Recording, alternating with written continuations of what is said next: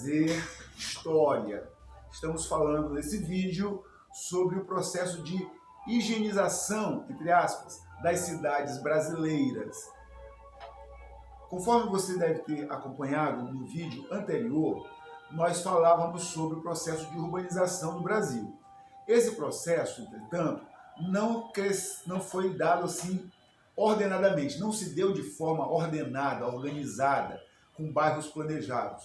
As cidades simplesmente foram crescendo da forma que dava para crescer. Barracos, casas, fábricas, mansões, bairros luxuosíssimos, casas muito ricas, tinham como vizinhas favelas horríveis, fábricas altamente poluentes, que jogavam uma enorme quantidade de fuligem sobre as casas ricas. Era esse o cenário do Brasil. No meio de tudo isso, a quantidade de esgotos, a quantidade de calçamento, a quantidade de iluminação pública era sempre inferior à demanda. As cidades cresciam mais do que as estruturas oferecidas por elas.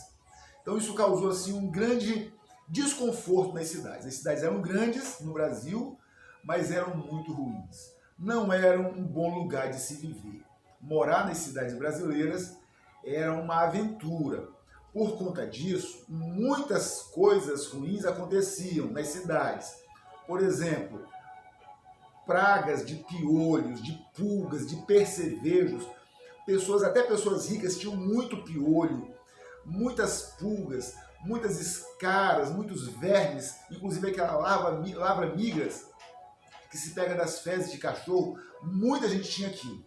Pior até, como havia muito lixo, muitos entulhos espalhados pelas cidades, então havia muitas cobras, muitos animais peçonhentos de forma geral, cobra, escorpiões, lagartos peçonhentos, que eram uma ameaça para a segurança sanitária dos habitantes.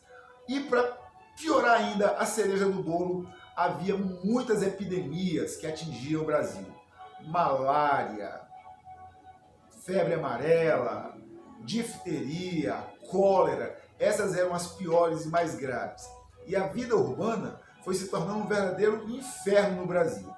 Até que no começo do século XX, ainda no comecinho da República, num período que a gente chama de República Velha, os governos regionais, as elites regionais, muito mais até do que o governo federal, se preocupam em embelezar suas cidades. Aqui no estado do Pará, por exemplo, a gente vai ter a chamada Era Antônio Lemos, que entrou para a história conhecida como lemismo. Foi nessa época que foram construídas o cais do Porto em Belém, o mercado do Vero Peso foi urbanizado, o mercado de ferro, que é ali pertinho, a Praça do Relógio, o Largo da Pólvora, que hoje em dia é a Praça da República, a Praça Batista Campos, Teatro da Paz, o bonde que transcorria a cidade de Belém foi instalado, iluminação pública, calçamento da cidade em pedras de paralelepípedo. Tudo isso foi desenvolvido em Belém, na época de Antônio Lemos, no comecinho do século XX. Da mesma forma que aconteceu em Belém, aconteceu em São Paulo, em Porto Alegre, em Curitiba. Nessa mesma época foi construída uma cidade do nada, de um papel em branco. A cidade de Teresina foi construída para ser capital do estado do Piauí. Fortaleza passou por reformas urbanas, Recife. E a mais notável acontece no Rio de Janeiro, que era a sede do governo. E o governo então resolveu fazer uma ampla série de reformas de urbanização com vistas a três coisas. Primeiro, a higienização. Segundo, o embelezamento da cidade. E terceiro, dar funcionalidade para a cidade. O que a gente chama de higienização? É tirar aquelas sujeiras todas que eu falei ainda há pouco, construir esgotos, ruas, facilitar a coleta de lixo e tudo mais. O que era o embelezamento? Era tornar as cidades mais parecidas com as cidades europeias, inclusive com a construção de praças, de monumentos, de coretos, como forma de deixar as cidades brasileiras bonitas. E o que vem a ser a higienização, né? desculpe, o que vem a ser a funcionalização. Nessa época, já havia no Brasil a eletrificação, já existia luz elétrica no Brasil.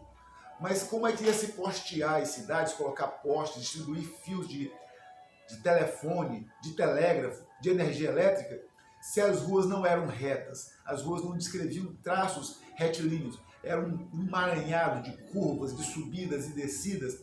A rua tinha larguras variáveis, começava numa largura, estreitava, largava de novo, dobrava para um lado, dobrava para o outro. Então era necessário, para facilitar tudo isso, organizar as cidades em linhas retas. Então, para fazer isso, as prefeituras, inclusive a do Rio de Janeiro, que vai ser mais importante por ser capital federal, vai derrubar muitos barracos para alinhar as ruas, para postear as ruas. Nesses postes passavam, como disse, fios do telégrafo, fios do telefone, que estava chegando também ao Rio de Janeiro, e principalmente a cablagem de eletricidade, para abastecer de energia casas e fábricas.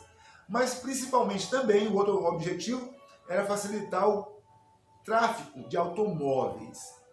Nessa época, o Brasil era um dos grandes importadores de automóveis. Os senhores, os barões do café, todos tinham carros. Os magnatas do café, todos tinham automóveis. Então era preciso que as ruas permitissem o trânsito de veículos. Por isso elas precisavam ser retas e largas.